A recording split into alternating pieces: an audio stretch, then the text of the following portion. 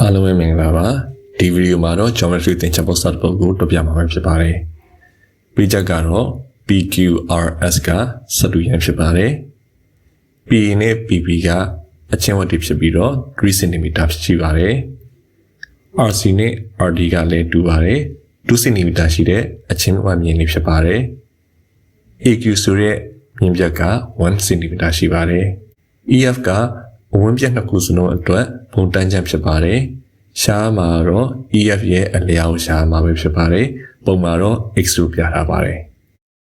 အခုစပြီးတော့ပုံစံကိုစဉ်းစားပါမယ် PQRS ဆိုတဲ့စတူရန်မှာ PR ဆိုတဲ့တောင်းဖြတ်မြင်ကိုဆွဲလိုက်ပါမယ်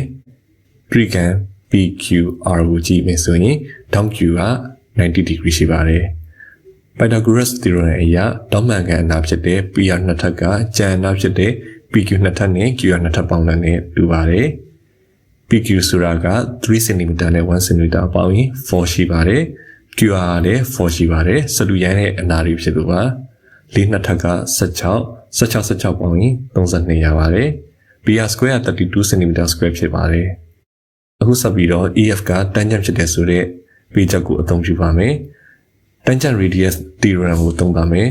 ဆောင်းဝိုင်းတစ်ခုမှာတန်းကျပ်မြင်နဲ့ radius မြင်ကအမြဲတမ်းတောင်းပန်ကြပါတယ်ပြီးထားတဲ့ပုံမှာ F နဲ့ P နဲ့ကိုဆက်ပါမယ် PF ကအချင်းဝက်ဖြစ်တဲ့အတွက်ကြောင့်မလို့3 cm ရှိပါတယ်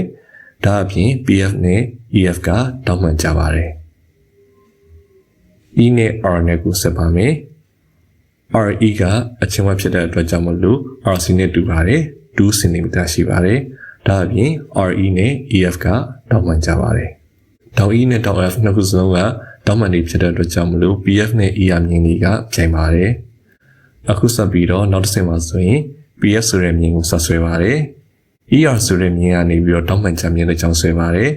ခုနကဆက်ဆွဲထားတဲ့မြင်နဲ့ဆုံးတဲ့အမှတ်ကို T လို့သတ်မှတ်ပါတယ်အခုရလာတဲ့စတုခံဖြစ်တဲ့အပြောင်နဲ့ခြေထားတဲ့စတုခံမှာဆိုရင်ညနေချင်းဆိုင်အနာတွေပြိုင်နေတောင်းတွေကလည်း90 degree ရှိတဲ့အတွက်ကြောင့်မလို့တောင်းပန်စတုခံဖြစ်ပါတယ်ဒါကြောင့်မလို့တောင်းပန်စတုခံမှာဆိုရင်ညနေချင်းဆိုင်အနာတွေတူပါတယ် ER က2 cm ရှိတဲ့အတွက်ကြောင့်မလို့ FT ကလည်း2 cm ရှိပါတယ် EF က X ရှိတဲ့အတွက်ကြောင့် RT ကလည်း X ရှိပါတယ်တောင်း T က90 degree ရှိပါတယ်တောင်းပန်ဖြစ်ပါတယ်အခုနောက်ဆုံးအဝါရုံနဲ့ဆွဲထားတဲ့ trick ခံ PRT ကိုကြည့်ပါမယ်တောင်း T က90 degree ရှိပါတယ်ဒီ trick မှာလည်း Pythagoras theorem ကိုသုံးပါမယ် PT နှစ်ထပ်နဲ့ TR နှစ်ထပ်ပေါင်းလက်ကတောင်းပန်ကန်အနာဖြစ်တဲ့ PR နှစ်ထပ်နဲ့တူပါတယ် PT က3 cm နဲ့2 cm ပေါင်းရင်5 cm square ရှိပါတယ် TR ကပုံတင်းမှာဆိုရင် X ရှိပါတယ် PR square ဆိုတာကခုနကရှာထားတဲ့တန်ဖိုးအရဆိုရင်32ရှိပါတယ်